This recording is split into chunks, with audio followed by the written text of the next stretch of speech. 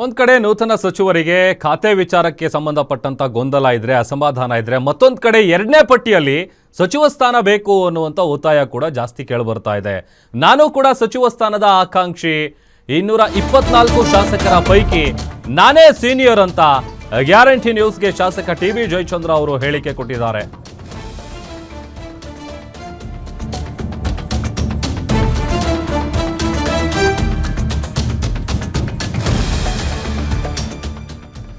ಎರಡನೇ ಪಟ್ಟಿಯಲ್ಲಿ ಸಚಿವ ಸ್ಥಾನಕ್ಕೆ ಒತ್ತಾಯ ಕೇಳಿಬರ್ತಾ ಇದೆ. ನಾನು ಕೂಡ ಸಚಿವ ಸ್ಥಾನದ ಆಕಾಂಕ್ಷಿ, 224 ಶಾಸಕರ ಪೈಕಿ ನಾನೇ ಸೀನಿಯರ್ ಅಂತ ಗ್ಯಾರಂಟಿ ನ್ಯೂಸ್ಗೆ ಶಾಸಕ ಟಿ.ಬಿ. ಜಯಚಂದ್ರ ಅವರು ಹೇಳಿಕೆಯನ್ನು ಕೊಟ್ಟಿದ್ದಾರೆ.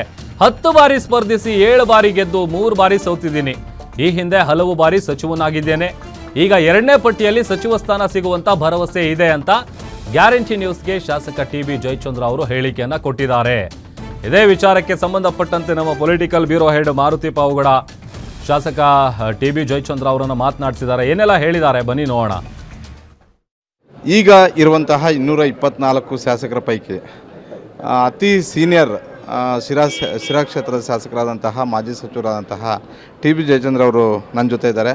ನಾನು ಹೇಳಿದ್ದು ಕರೆಕ್ಟ್ ಅನಿಸುತ್ತೆ? ಕರೆಕ್ಟ್, ಅದು ನೀವೇ ಸೀನಿಯರ್ ಈಗಿರೋ 224 ಶಾಸಕರ ಪೈಕಿ ಅಂತ? ಹೌದು, ನಾನು 1978ನೇ ಇಸ್ವಿನಲ್ಲಿ ಶಾಸಕನಾಗಿ ಬಂದವನು. ಇಡೀ ವಿಧಾನಸಭೆ ಕರ್ನಾಟಕದಲ್ಲಿ ಅತ್ಯಂತ ಹಿರಿಯ ಶಾಸಕನಾಗಿದ್ದೇನೆ. 10 ಬಾರಿ ಜನರಲ್ ಎಲೆಕ್ಷನ್ ಕಂಟೆಸ್ಟ್ ಮಾಡಿ 7 ಬಾರಿ ಗೆದ್ದು 3 ಬಾರಿ ಸೋತಿದ್ದೇನೆ. ನಾನು ಸತತವಾಗಿ ರಾಜಕಾರಣದಲ್ಲಿ ಇದ್ದೇನೆ. ಅಧಿಕಾರ ಇರಲಿ ಇಲ್ಲದೆ ಇದ್ದರೂ ಕೂಡ ಕ್ಷೇತ್ರ ಮತ್ತು ನನ್ನ ಗುರಿಯನ್ನು ಸಾಧನೆ ಮಾಡೋದ್ರಲ್ಲಿ ಎಲ್ಲ ರೀತಿಯಾದಂಥ ಪ್ರಯತ್ನಗಳನ್ನ ಮಾಡಿ ಬಂದಿದ್ದೇನೆ. 2023ರಲ್ಲಿ ಟಿ.ಬಿ. ಜಯಚಂದ್ರ ಅವರ ಹೆಸರಿತ್ತು. ಕೊನೆ ಕ್ಷಣದಲ್ಲಿ ಸಚಿವ ಸ್ಥಾನ ಸಿಗಲಿಲ್ಲ. ಈ ಬಾರಿ ಆದರೂ ಸಿಗುತ್ತೆ ಅನ್ನುವಂಥ ಒಂದು ಭರವಸೆ ಇದೆಯಾ ಸರ್ ತಮಗೆ? ನೋಡೋಣ, ಅದೆಲ್ಲ ಮುಖ್ಯಮಂತ್ರಿಗಳು, ವರಿಷ್ಠರು ಅವರೆಲ್ಲ ಕೂತು ತೀರ್ಮಾನ ಮಾಡಬೇಕಾಗ್ತದೆ.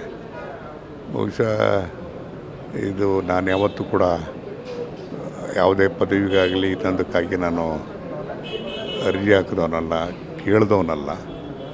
ಆ ಸಂದರ್ಭಕ್ಕೆ ಅವರು ನನ್ನನ್ನು ಸೇವೆಯನ್ನು ಬೆಳೆಸ್ಕೊಳ್ಳೋವಂಥ ಕೆಲಸವನ್ನು ನಾನಾ ರೀತಿಯಲ್ಲಿ ಮಾಡೋವಂಥ ಕೆಲಸವನ್ನು ಪಕ್ಷ ಮಾಡಿದೆ. ಮುಂದೆ ಏನಾಗ್ತದೆ ಅಂತಕ್ಕಂಥದ್ದು ನೋಡಬೇಕು. ಸರ್, ಮೊನ್ನೆ ಮೊದಲ ಪಟ್ಟಿಯಲ್ಲಿ 13 ಜನ ಶಾಸಕರು ಸಚಿವರಾಗಿ ಪ್ರಮಾಣ ವಚನ ಸ್ವೀಕಾರ ಮಾಡಿದ್ದಾರೆ. ಅವರೆಲ್ಲರೂ ಕೂಡ ನಿಮಗಿಂತಲೂ ಕಿರಿಯರೇ. ನೀವು ಸೀನಿಯರ್ ಆಗಿ ಸಿದ್ದರಾಮಯ್ಯ ಮತ್ತು ಡಿ.ಕೆ. ಶಿವಕುಮಾರ್ ಇಬ್ಬರಿಗೂ ಕೂಡ ಆತ್ಮೀಯರು. ಭಾಳಷ್ಟು ಬಾರಿ ಸಚಿವರಾಗಿ ಕೂಡ ಕೆಲಸ ಮಾಡಿದ್ದೀರಾ. ಈ ಬಾರಿ ಯಾಕೆ ಮತ್ತೆ ಮತ್ತೆ ಹಿಂದಕ್ಕೆ ಹೋಗ್ತಾ ಇರೋದು ಅಂತ? ಯಾಕೆ ಅಂತೇಳಿ ಅದಕ್ಕೆ ಕಾರಣ ಹುಡ್ಕೋಕ್ಕಾಗೋದಿಲ್ಲ. ವರಿಷ್ಠರಿಗೆ ಬಿಟ್ಟಿರ್ತಕ್ಕಂಥದ್ದು. ಇನ್ನೂ ಪೂರ್ಣ ಪ್ರಮಾಣದ ಸಚಿವ ಸಂಪುಟ ರಚನೆ ಆಗಿಲ್ಲ. ಮುಂದೆ ನೋಡೋಣ. ಎಸ್.ಎಂ. ಕೃಷ್ಣ ಅವರು ಒಂದು ಕಾಲದಲ್ಲಿ ಶಿರಾಗೆ ಬಂದು ಒಂದು ಭಾಷಣವನ್ನು ಮಾಡಿದ್ರು. ಶಿರಾವನ್ನು ಒಂದು ರೀತಿ ಮಾದರಿ ಕ್ಷೇತ್ರವನ್ನಾಗಿ ಮಾಡಿದ್ದಾರೆ ರಾಜ್ಯದಲ್ಲಿ ಟಿ.ಬಿ. ಜಯಚಂದ್ರ ಅವರು ಅಂತ ಹೇಳ್ಬಿಟ್ಟು. ನಿನ್ನೆ ನಿಮ್ಮ ಸೋಷಿಯಲ್ ಮೀಡಿಯಾದಲ್ಲಿ ಅದು ಪೋಸ್ಟ್ ಆಗಿತ್ತು. ಈಗ ಆಗ್ತಿರುವಂಥ ಬೆಳವಣಿಗೆಗಳಿಗೂ ಅದಕ್ಕೂ ಏನಾದರೂ ಸಂಬಂಧ ಇದೆಯಾ ಅಂತ? ನೋಡಿ, ಯಾವಾಗಲೂ ಕೂಡ ರಾಜಕೀಯವಾದಂಥ ಶಕ್ತಿ, ಇಚ್ಛಾಶಕ್ತಿ ಇದ್ದಾಗಲೇ ಪ್ರಾದೇಶಿಕವಾಗಿರ್ತಕ್ಕಂಥ ಅನೇಕ ಸಮಸ್ಯೆಗಳನ್ನು ಬಗೆಹರಿಸೋದಕ್ಕೆ ಸಾಧ್ಯ ಆಗ್ತದೆ. ನಿಮಗೆ ಈ ಬಾರಿ ಸಚಿವ ಸ್ಥಾನ ಇನ್ನೂ ಸಿಕ್ಕಿಲ್ಲ, ಮುಂದೆ ಸಿಗುತ್ತೆ ಅನ್ನುವಂಥ ಒಂದು ಕಾನ್ಫಿಡೆನ್ಸಲ್ಲಿ ಇದ್ದೀರಾ? ಏನು ಸದ್ಯಕ್ಕೆ ಸೀನಿಯರ್ ಇದ್ದರೂ ಕೂಡ ಯಾಕೆ ಈಗ ಆಗ್ತಿರೋದಂಥ ಅಸಮಾಧಾನ ಏನಿಲ್ವ ನಿಮಗೆ? ನಾನು ಅಸಮಾಧಾನ ಏನಿಲ್ಲ.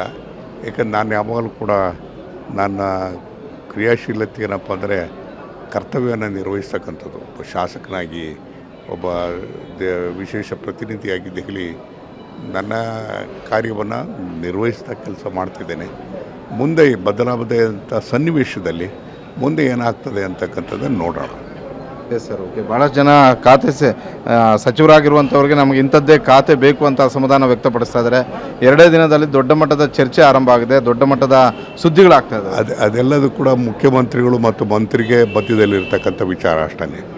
ಬಹುಶಃ ಅದನ್ನು ಏನೇ ಇದ್ದರೂ ಕೂಡ ಮುಖ್ಯಮಂತ್ರಿಗಳು ಸಮರ್ಥರಿದ್ದಾರೆ.